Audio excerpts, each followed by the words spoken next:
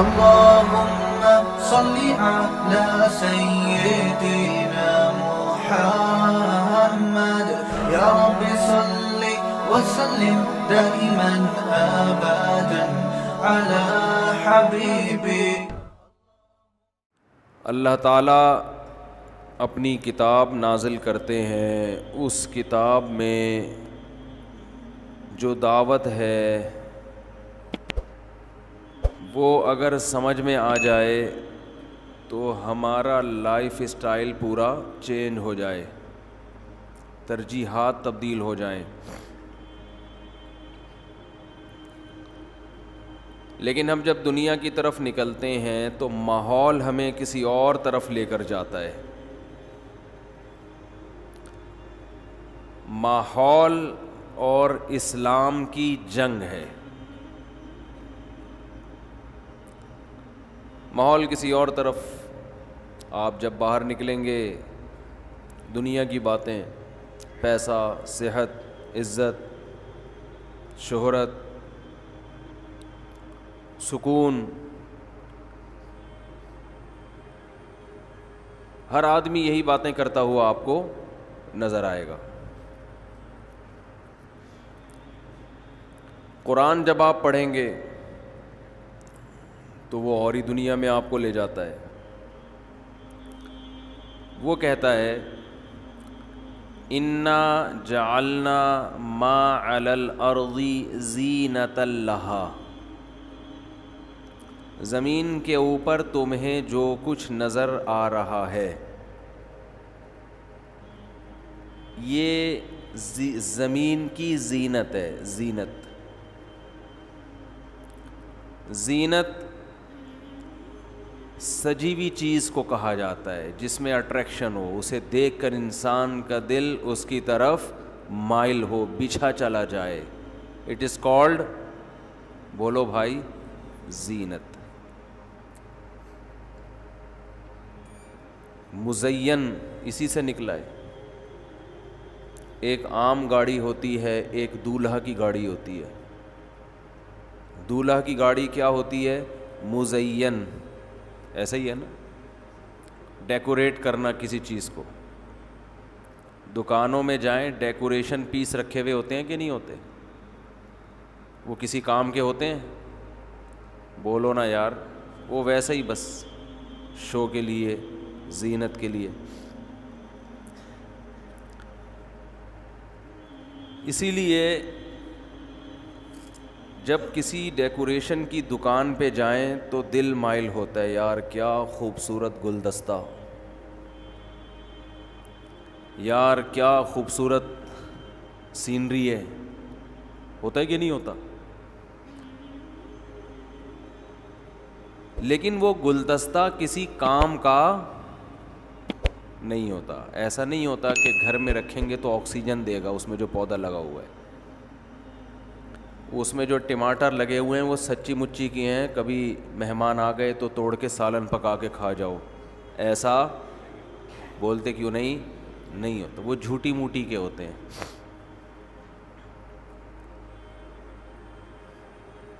تو اچھا، زینت جو قرآن جو زمین کو زینت کہہ رہا ہے نا، تو زینت ایک آنکھوں کی زینت ہوتی ہے. آنکھ کو کوئی چیز بھلی لگے،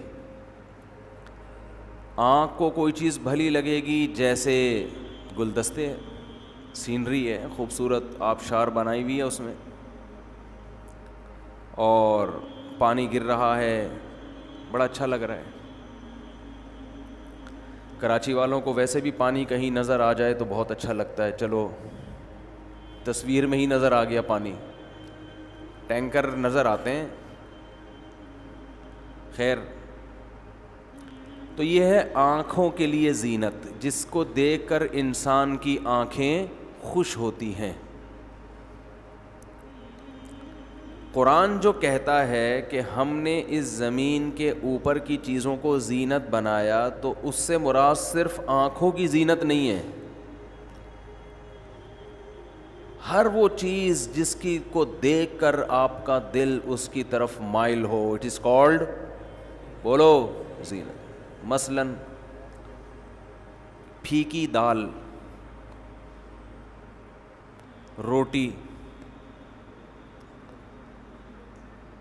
دل مائل ہوگا اس کی طرف؟ ہے بھائی؟ کوئی مائل نہیں ہوگا. ناک مائل ہوگی اس کی طرف خوشبو سے، لیکن اس کے ساتھ اگر چٹپٹا اچار ہو، کیا خیال ہے بھائی؟ اور خوشبو مارتا ہوا اچار ہو، اور میں اگر دسترخوان پہ ہوں تو ہری مرچیں لہلہاتی ہوئی، صحیح ہے نا؟ اور تڑکا لگی ہوئی ہری مرچیں تو اور ہی مزہ کرتی ہیں. تو آپ کی ناک کو جب اچار کی خوشبو آئے گی، ہری مرچوں کی خوشبو آئے گی، تو کھانی آپ نے اصل میں دال ہے، لیکن اس اچار کی خوشبو اور ہری مرچوں کے تڑکے سے یہ دال کیا ہو گئی؟ ناک کے لیے مزین ہو گئی. آپ کی ناک کو اب اس کی خوشبو اچھی لگنے لگے گی، حالانکہ اس میں کوئی چینجنگ ہوئی نہیں، ابھی بھی وہ دال ہی ہے. جو کام اس نے پہلے کرنا تھا دال کے طور پر، وہی اب باڈی میں جا کے اب بھی کرنا ہے. یعنی اس سے کوئی اس کی افادیت بڑھ نہیں گئی نہ کم ہو گئی، لیکن اٹریکشن اس کی طرف بولتے کیوں نہیں بھائی بڑھ گئی ہے. اب یہ نہیں ہوگا کہ اس دال کو آپ قورمے کا نام دے دیں یا بریانی کا نام دے دیں، نہیں بھائی وہ دال ہی ہے. تھوڑا آپ نے کیا کر دیا، اس کو کاکڑ دینا ہو گیا، اس میں جب اچار بھی ہو گیا اور ہری مرچوں کا تڑکا بھی لگا دیا آپ. تو یہ ناک کی زینت ہے، فوراً مائل ہوتا ہے انسان. ناک کو اس کی خوشبو کیا لگتی ہے؟ اچھی، اس سے پھر منہ میں پانی آنا شروع ہو جاتا ہے.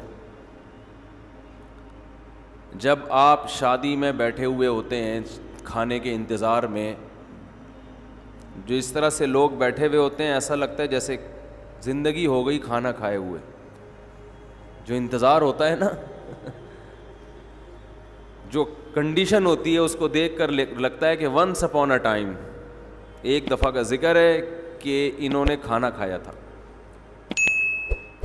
تو جیسے ہی دیگ سے ڈھکن ہٹتا ہے تو ایک دم خوشبو سے طبیعت اس کی طرف کیا ہوتی ہے؟ مائل. تو یہ بھی، اس کو بھی قرآن زینت کہہ رہا ہے کہ وہ خوشبو سے طبیعت فوراً کیا ہو جاتی ہے؟ مائل. حالانکہ بہت سے لوگوں کے لیے وہ کھانا ہو سکتا ہے نقصان دہ ہو، ڈاکٹروں نے ان کو چاول سے پرہیز بتایا ہو، لیکن وہ ان کی طرف کیا ہوگی؟ طبیعت مائل کہ یار دھونے والے تو لے لو نا، ایسی خوشبو آ رہی ہے. تو یہ کہلاتی ہے، یہ بھی زینت. قرآن جو زینت کا لفظ استعمال کر رہا ہے وہ محض ڈیکوریشن پیس والی زینت مراد نہیں ہے. قرآن جو کہہ رہا ہے کہ ہم نے اس زمین کے اوپر کی چیزوں کو زینت بنایا ہے، تو زینت میں صرف یہ مراد نہیں ہے کہ جو ڈیکوریشن پیس والی زینت، ناک مائل ہوتی ہے، کان مائل ہوتے ہیں، آنکھیں مائل ہوتی ہیں، پیٹ مائل ہوتا ہے ایسی چیزوں کی طرف. کانوں کی زینت ہے خوبصورت آوازیں، خوبصورت آواز. کہیں سے گانا سنتا ہے انسان، میں نے دیکھا ہے لوگ کھڑے کھڑے تھرکنا، ہلنا شروع ہو جاتے ہیں. اس سے لگتا ہے کہ کوئی پرانے باپ دادا میں کوئی گزرا ہے ان کے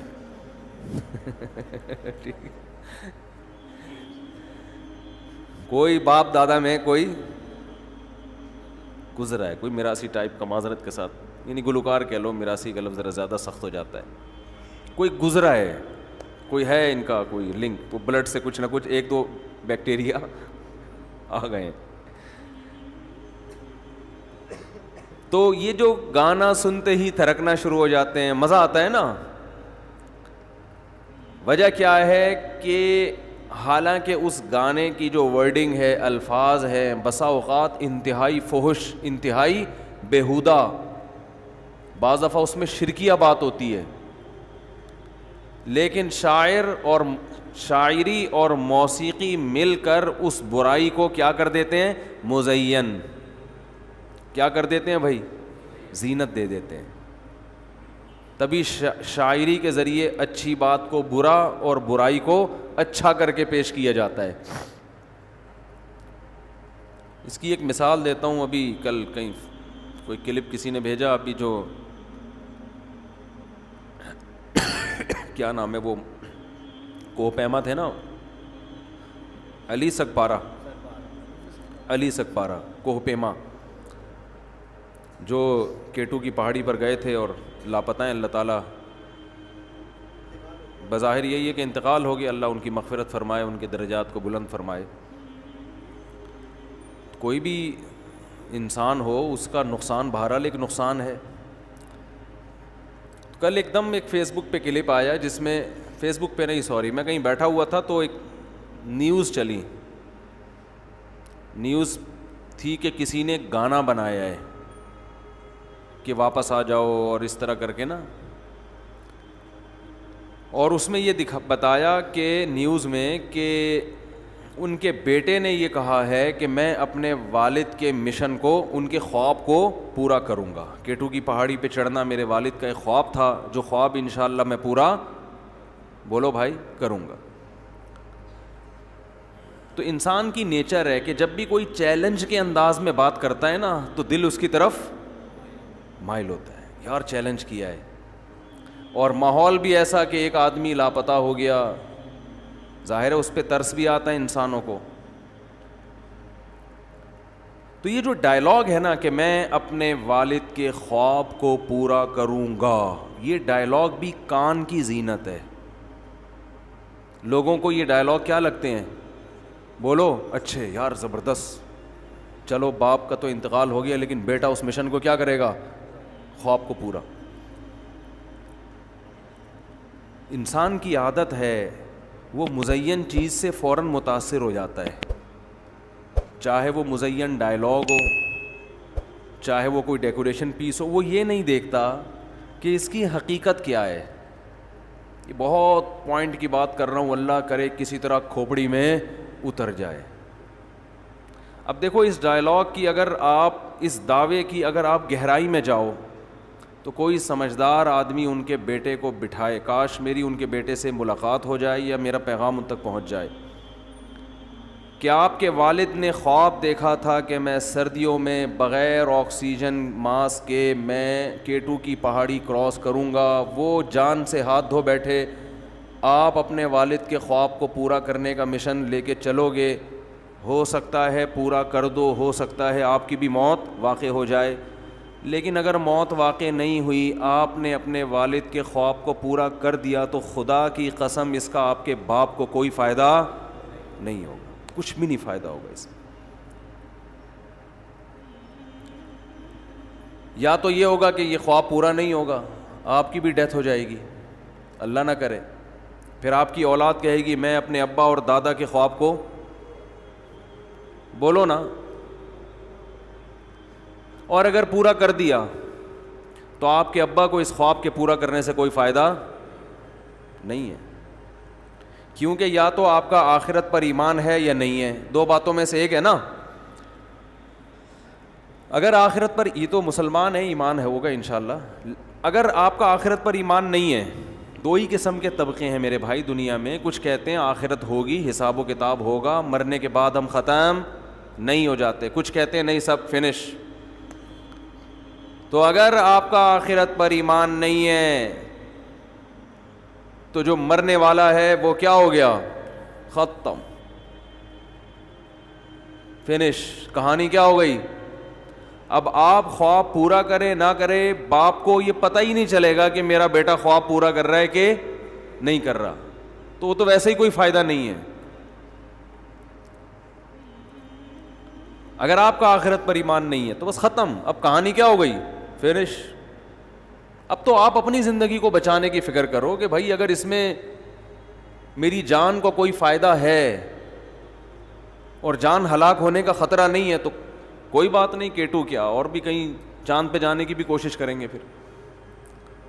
کیونکہ ابا والد تو چلے گئے، تو جو غلطی والد نے کی ہے وہی غلطی آپ دہراؤ.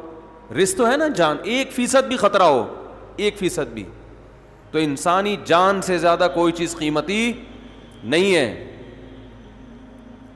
رہا یہ مسئلہ کہ ملک کا نام روشن کرنا ہے، ملک کا نام روشن کرنے کے اور ایسے درجنوں طریقے ہیں جن میں آپ کی جان بھی محفوظ اور ملک کا نام اس سے زیادہ روشن ہوگا. قوم کو فائدہ ہوگا. K2 کی پہاڑی پہ چڑھنے سے قوم کو کوئی فائدہ نہیں ہوتا. ہاں اگر آپ موت کا خطرہ نہیں ہے یا بہت کم خطرہ ہے جو کہ عام طور پر نہیں اتنا رسک لیا جا سکتا ہے تو ٹھیک ہے جائیں آپ. ایک مشکل کام ہے کر لیتا ہے انسان. مشکل کام کرنے سے مشکلات جھیلنے کی عادت پڑتی ہے, ایکسرسائز ہوتی ہے, بہت انٹرٹینمنٹ ہے. PUBG سے تو اچھا ہے نا. PUBG کھیلنے سے میں تو لوگوں کو خود کہتا ہوں کہ جاؤ یار پہاڑ سر کرو, جا کے ایک مشن بناؤ. جا رہے ہیں, اس کی گیدرنگ بھی ہے, انٹرٹینمنٹ بھی ہے, ایکسرسائز بھی ہے اور جائز تفریح بھی ہے. جائز تفریح ہے. پھر مشکلات کو جھیلنے سے انسان کا دل کیا ہوتا ہے؟ مضبوط, جگر مضبوط ہوتا ہے. تو یہ کام کریں. لیکن اگر موت کا خطرہ ہے پھر شریعت اس کام کی آپ کو پرمیشن نہیں دیتی. اور اہم بات یہ ہے کہ آپ کے پاس زندگی کم ہے تو آپ کے پاس تفریح کے 2 آپشن ہیں. ایک وہ آپشن ایسا ہے, بلکہ تفریح کے بجائے میں کہتا ہوں ملک کا نام روشن کرنے کے 2 طریقے ہیں. ایک طریقہ ایسا ہے جس سے ملک کا نام بھی روشن ہوگا اور قوم کو عملی فائدہ بھی ہوگا, پریکٹیکلی کوئی فائدہ ہوگا. اور ایک طریقہ ایسا ہے جس سے صرف نام روشن ہی ہو رہا ہے, عملاً ملک کو کوئی فائدہ, کوئی اکانومی مضبوط نہیں ہو رہی, کوئی کچھ بھی نہیں ہو رہا. اور اللہ نے زندگی آپ کو کتنی دی ہے؟ صرف بولتے کیوں نہیں, کیا ہو گیا؟ بولو نا بھائی, زندگی کتنی دی ہے؟ ایک دی ہے. تو ٹائم کم ہے, مقابلہ سخت ہے, تو آپ ایسے کام کی سلیکشن کرو گے جس میں ملک کا نام بھی روشن ہو اور قوم کو معتد بھی ہی کوئی قابل ذکر فائدہ بھی ہو اس میں. جیسے ڈاکٹر عبدالقدیر خان نے کیا, نام روشن کیا نا ملک کا. کیا ہو گیا یار, بولتے کیوں نہیں؟ خدا کے بولو. ہاں کیا, کیا جا رہا ہے اس میں یار؟ ایٹمی دھماکہ کر کے ملک کا نام روشن کیا نا. ہم بھی باہر کہیں بھی دنیا میں جاتے ہیں, کوئی بھی ہم سے ملتا ہے, سعودیہ والے بولتے ہیں ابے تمہارے ملک میں یہ, ابے تمہارے ملک میں روڈ دیکھو. سعودی کہتے ہیں نا ابے تم غریب غربا. ملیشیا جائیں گے وہ بولیں گے ابے تم غریب قسم کے.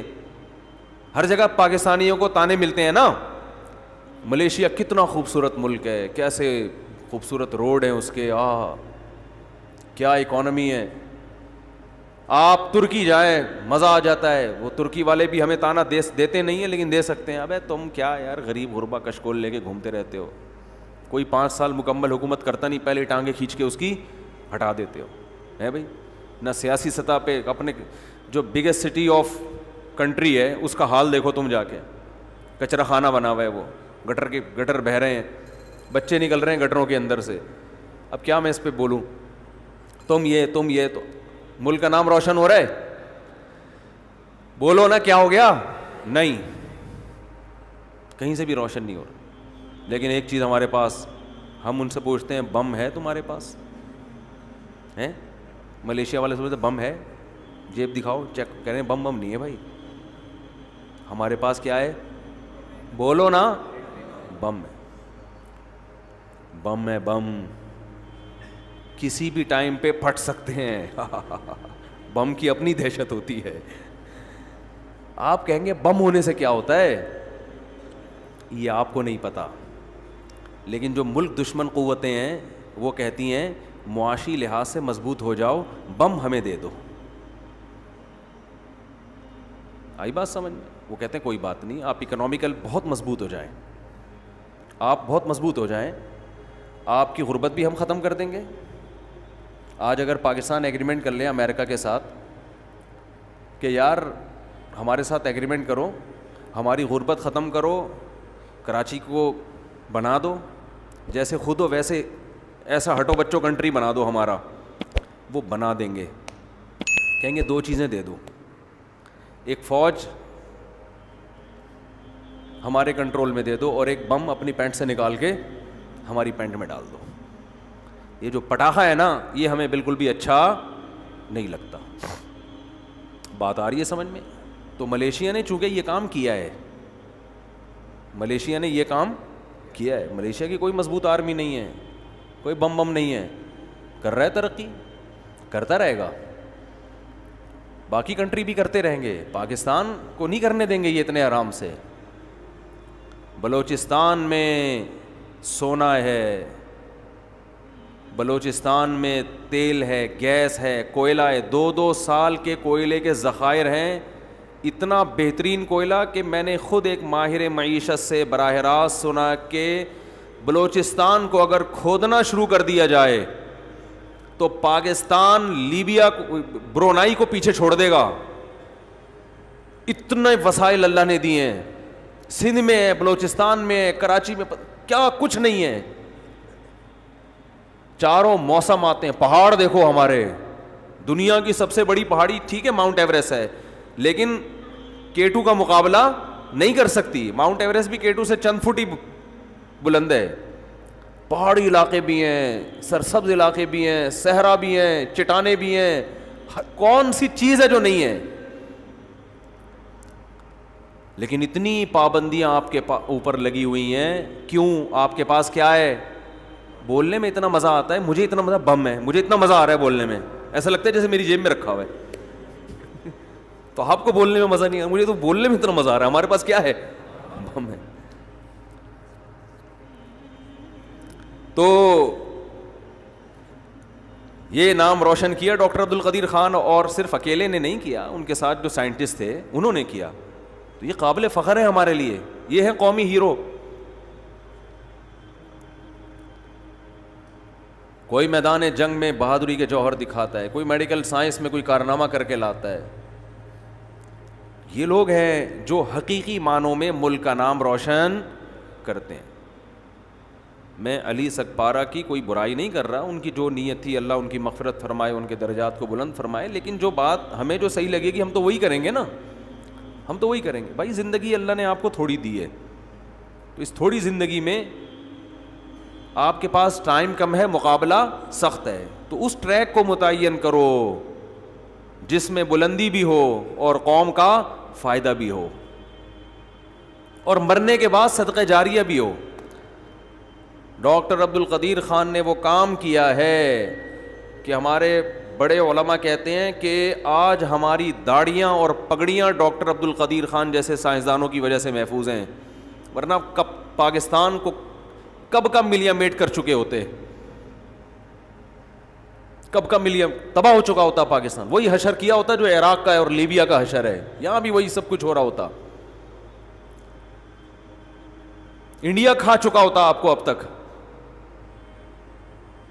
تو یہ صدقہ جاریہ کہلاتا ہے, ایسا کام کہ آپ کے مرنے کے بعد بھی اس کا سلسلہ جاری رہے.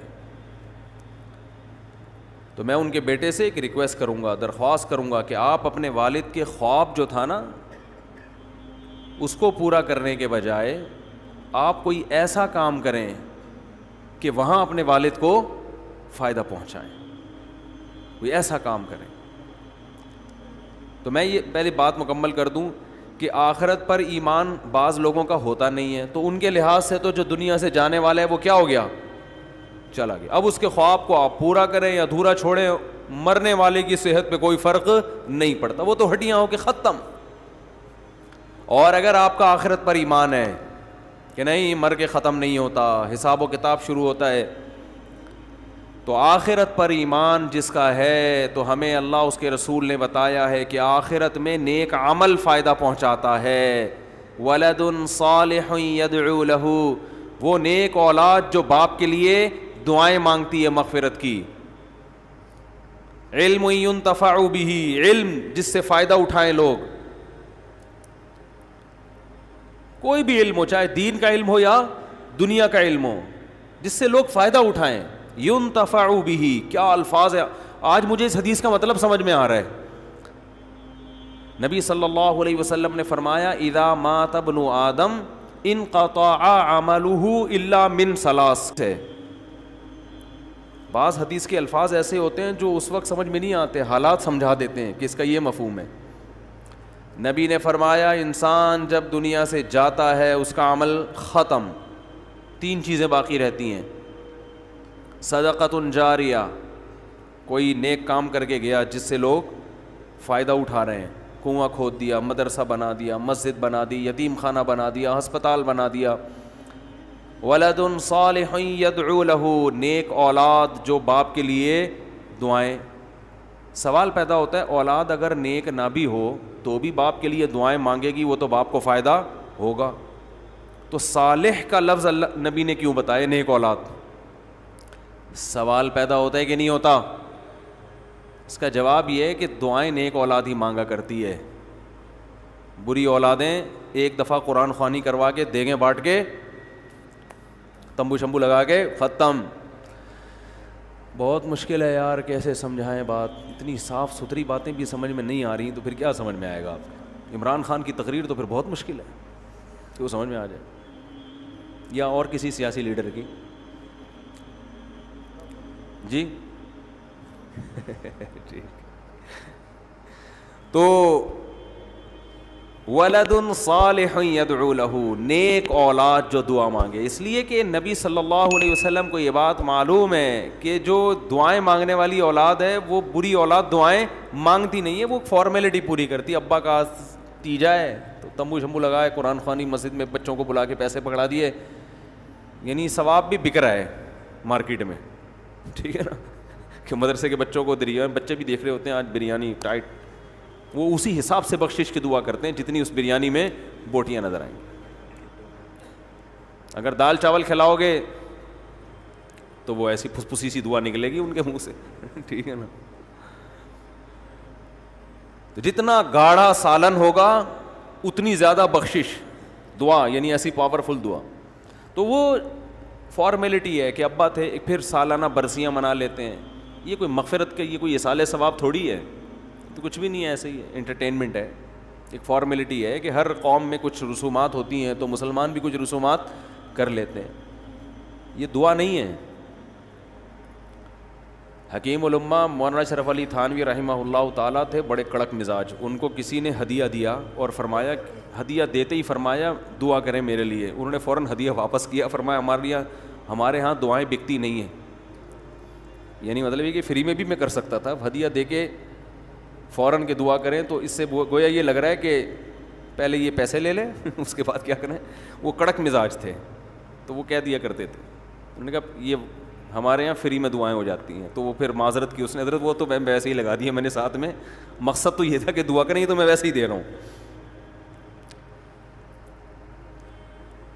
تو کوئی لالچی ہو تو وہ کیا کرے گا, لفافہ لے کے دعا, پھر کہے گا مزید دعا کروانی ہے تو اس کے الگ چارجز ہوں گے, مزید دعا کروانی ہے تو اس کے الگ ریٹ ہیں. یہ پیر چل رہے ہیں آج کل, جاہل پیر جو ہے نا, یہ دم درود اور یہ دیکھو نا, یہ ہر دعا کے پیسے ہیں ان کے الگ. خیر, تو نیک اولاد جو باپ کے لیے, ولد صالح یدعو لہ, تو اللہ علی سگپارہ کے بیٹے کو جس نے یہ کہا ہے کہ میں اپنے باپ کا مشن خواب پورا کروں گا, اللہ اس کو ولد صالح بنا دے تاکہ وہ خواب پورا کرنے کے بجائے باپ کی مغفرت کے لیے دعاؤں کو زیادہ فوکس کرنا شروع کر دے. کہ اب ان کے لیے دعائیں مانگو, صدقات و خیرات کرو ان کے لیے. اور تیسری چیز جو نبی نے بتائی, او علم ينتفع به, ایسا علم چھوڑ کر جائے جس سے لوگوں کو فائدہ ہو. اب تک جو میں یہ حدیث سنتا تھا نا, علم تک دماغ جاتا تھا کہ نبی نے فرمایا کوئی علم چھوڑ کر جاؤ. آج مجھے نہیں پتا تھا یہ ينتفع به کی قید کیوں لگا دی, وہ علم جس سے لوگوں کو کیا ہو, فائدہ. ابھی جب میں بیان کر رہا ہوں تو مجھے سمجھ میں آیا کہ بہت سے علوم ایسے ہوتے ہیں جو علم تو ہوتے ہیں مگر پبلک کو اس سے فائدہ نہیں ہوتا. جیسے کوہ پیما کو عبور کرنا, یہ علم تو ہے, یہ بھی ایک علم ہے نا, ہر آدمی کا کام تھوڑی ہے. علم کا مطلب کوئی چیز کا آنا, کوئی چیز جاننا, کوئی ایبلٹی ہونا, یہ بھی ایک علم ہے. ہر آدمی یہ کام نہیں کر سکتا, جس کو آتا ہے وہی کرے گا. تو اس علم سے اگر بعد والوں کو فائدہ ہو رہا ہے پھر تو یہ علم فائدہ پہنچائے گا. فائدہ نہیں ہو رہا تو پہاڑ سر کرنا بذات خود کوئی کمال کی بات نہیں ہے. تو ينتفع به, اے اللہ نبی نے فرمایا وہ علم جس سے لوگوں کو, وہ علم ڈاکٹر عبد القدیر خان کے پاس ہے, جس سے لوگوں کو کیا ہو رہا ہے, قوم کو کیا ہو رہا ہے, فائدہ. وہ علم ڈاکٹروں کے پاس ہے جس سے لوگوں کو کیا ہو رہا ہے, فائدہ. وہ صحیح حکیموں اس لیے حکیموں میں 2 نمبر بہت مارکیٹ میں آ گئے ہیں, وہ صحیح حکیم ہوتے ہیں ان کے پاس ہے. تو اور ایک اور حدیث میں آتا ہے, آپ صلی اللہ علیہ وسلم نے دعا مانگی, اللہم انی اعوذ بک من علم لا ینفع ومن عین لا تدمع ومن دعاء لا یستجاب لہا. اے اللہ میں تیری پناہ مانگتا ہوں ایسی آنکھ سے جو روتی نہ ہو. سخت آنکھیں ہوتی ہیں نا, نصیحت کی بات سن کے بھی اس کو رونا نہیں آتا. مجھے ایسی آنکھ نہیں چاہیے, ایسی آنکھ چاہیے جو تیری یاد میں تیرے خوف سے روتی ہو. فرمایا وَمِنْ عِلْمٍ لَا يَنْفَعُ, اور ایسے علم سے بھی پناہ مانگتا ہوں جو فائدہ, بولو نا بھائی, نہ پہنچائے. آج بہت سے لوگ ایسے ہیں جن کو علم نہ صرف یہ کہ فائدہ نہیں پہنچا رہا بلکہ الٹا نقصان پہنچا رہا ہے. جن میں یہ جو فتنہ پرست ٹائپ کے لوگ ہیں نا, جو چند آیتیں چند حدیثیں یاد کر کے فرقواریت پھیلا رہے ہیں, یہ ایسے جیسے غیر اہل کے ہاتھ میں آپ بم پکڑا دیں, بچے کے ہاتھ میں کلاشنکوف پکڑا دیں, تو بجائے حفاظت کے وہ ہر ایک کو نشانہ بنائے گا. تو علم جب غیر اہل کے پاس آتا ہے تو اس علم سے امت میں جوڑ کے بجائے وہ کیا کرتا ہے, توڑ کا کام کرتا ہے.